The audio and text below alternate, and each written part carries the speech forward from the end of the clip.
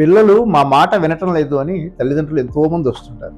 అలాగే వాళ్ళు ఎంత కొట్టినా తిట్టినా కూడా అసలు మాట దోవలోకి రావట్లేదండి, మంచి మార్కులు తెచ్చుకోవట్లేదు, చదువు మీద కాన్సన్ట్రేషన్ కుదరట్లేదు అని చెప్పి ఎంతో బాధపడుతుంటారు. అయితే నేను ఒక చైల్డ్ కౌన్సిలర్గా, ఒక ఫ్యామిలీ రిలేషన్షిప్ కౌన్సిలర్గా చెప్పేది ఏంటంటే, ఫస్ట్ వాళ్ళు మీ మాట వినట్లేదు అనుకుంటున్నారు తప్ప వాళ్ళు చెప్పిన మాట మీరు వింటున్నారా? కొన్ని అసలు వాళ్ళ మనసులో ఏముందో గ్రహించాలని ట్రై చేస్తున్నారా? మీ మాట వినటం కాదు, వాళ్ళ మాట ఫస్ట్ వినండి. వాళ్ళ మనసులో ఏముందో తెలుసుకోండి. వాళ్ళు ఏం కోరుకుంటున్నారు, మనసులో చెప్పలేని ఉంటాయి ఎన్నో. చిన్నవాళ్ళు కదా అని చెప్పి చిన్న మనసే ఉండదే, వాళ్ళకి మనసు ఉంటుంది, దానికి ఒక స్పందన ఉంటుంది. ఆ స్పందనకు కావాల్సినట్టుగా మీరు అనుభూతిని వాళ్ళకి ఇవ్వాలిగా. ఏం కావాలో అలా కాకుండా కొట్టి తిట్టి పెంచితే కంట్రోల్లోకి వస్తారా అని అడుగుతున్నారు. కొట్టకుండా పిల్లల్ని పెంచితే వాళ్ళు బాగుపడచ్చు. ఒకవేళ కాదంటే ఏదైనా చెడు మార్గంలో కూడా వెళితే వెళ్ళొచ్చేమో, బాగుపడచ్చు, బాగుపడకపోవచ్చు కొట్టకుండా పెంచితే. కానీ కొట్టి పెంచితే మాత్రం గ్యారంటీగా చెడిపోయే అవకాశాలు ఎక్కువ ఉన్నాయి.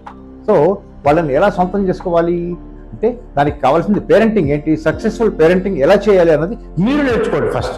వెంటనే ఆలస్యం చేయకుండా ఒక చైల్డ్ కౌన్సిలర్ని కానీ, ఫ్యామిలీ కౌన్సిలర్ని కానీ కలిసి పిల్లల్ని ఎలా దోవలోకి తెచ్చుకోవాలి, వాళ్ళని మీ యొక్క సొంతం ఎలా చేసుకోవాలో అది గ్రహించండి. That is successful parenting.